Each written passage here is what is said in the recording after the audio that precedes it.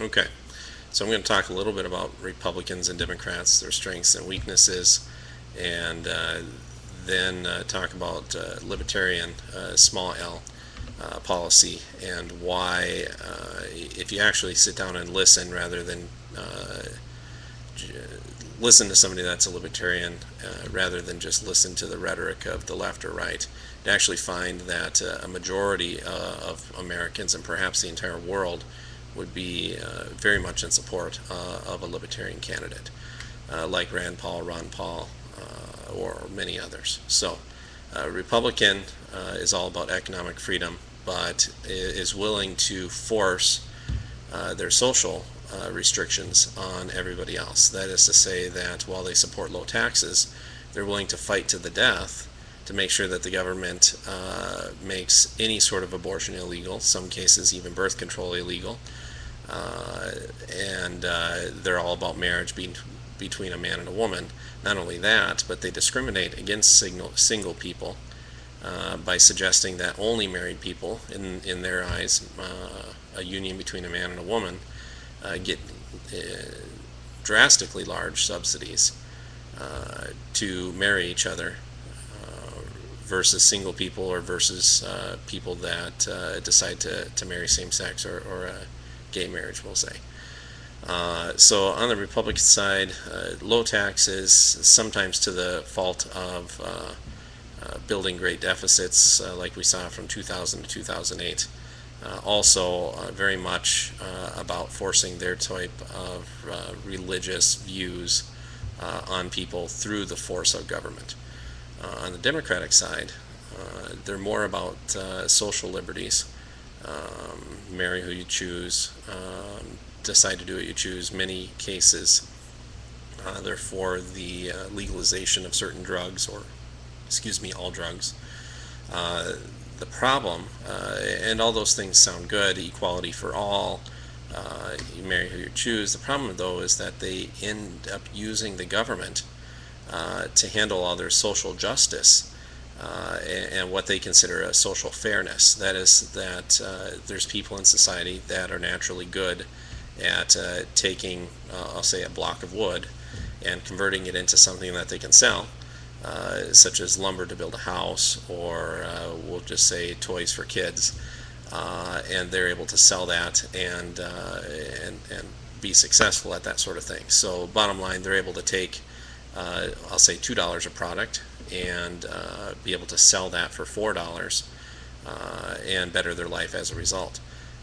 People like Bill Gates, people like Steve Jobs, people like Michael Dell, in the computer industry in particular, have taken their insight, their brain, and taken, basically silicon sand, and their know-how to build computers that allow us to communicate with people across the world instantly, transfer huge amounts of data in near instant, and ultimately have reduced the prices of all those technologies to a point where even the poorest of households in the United States and beyond are able to afford some sort of computing device, whether it's something like a cell phone, which is still a computer, albeit just a little bit less powerful, or one of the new netbooks that are $100 or $200.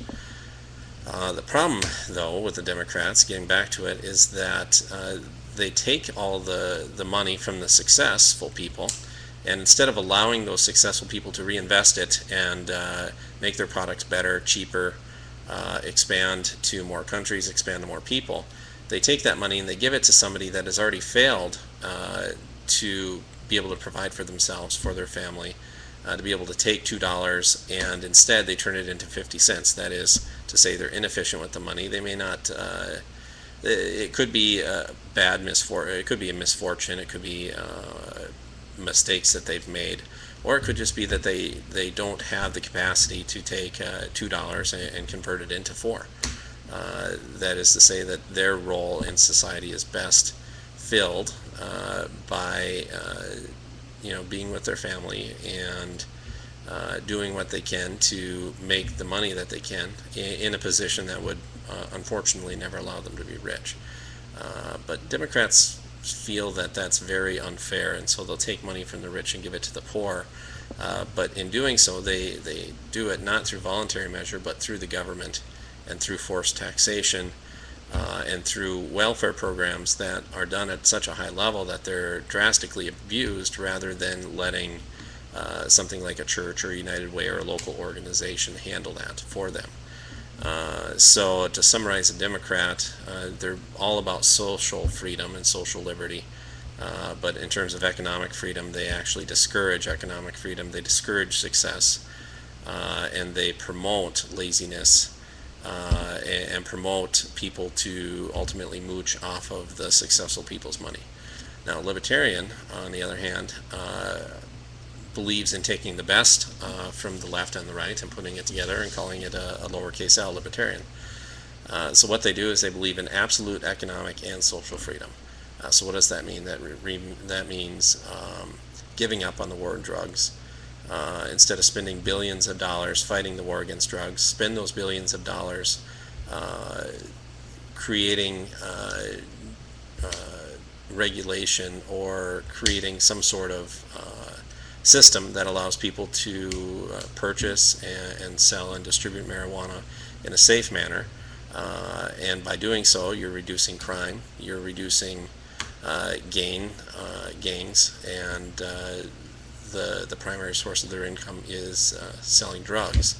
And by being able to get drugs like marijuana in the pharmacy, even if you do decide to abuse it, you're still removing all the different problems, such as prostitution, such as rape and murder, that are a result of people on the street selling drugs and being in debt. Second part of a libertarian, lowercase l again, is that they believe in absolute social freedom from a marriage standpoint. The idea that marriage is between man and a woman is fine. I married myself to a beautiful woman. However, I don't want to force that on anybody else. That is to say, I don't want subsidies from the government just because I decided to marry a woman. Just as my single friends shouldn't get subsidies for being single, just as anybody I know that would be gay decides to marry or partner or be in a religion that allows two gay people to be married, shouldn't get subsidies from the government for doing that either. So the idea that social liberty is taken care of by reduced government regulation, reduced government interest in personal affairs and religious affairs such as marriage. Taking a little bit from the Republicans, however, we also believe in absolute minimum tax. We have a higher faith in society, lowercase s, than a typical Democrat would have. And very much like the Republicans, believe that local organizations such as the church, such as United Way, are able to far better handle the needs of the local population in terms of homelessness, in terms of financial need, in terms of food and hunger. And obviously that makes a lot of sense. The abuse of somebody willing to go to a church and steal food is going to be far less than somebody going to the government and asking for a free paycheck every month or a free welfare check. If they decide to get the help from friends and family, the friends and family know them. They know when to stop assisting them if they're going to continue to abuse the system. And they also know when somebody needs help a lot more than the government, where a lot of people still fall through the cracks. So again, quick summary. Democrats, social freedom, but tend to be very restrictive economically. And Republicans are all for economic freedom, but are willing to restrict you socially to their standards through government regulation, where a libertarian allows the freedom in both and allows the free market to set pricing, allows the local organizations to help people in need, allows absolute social freedom, and allows lowest possible taxes.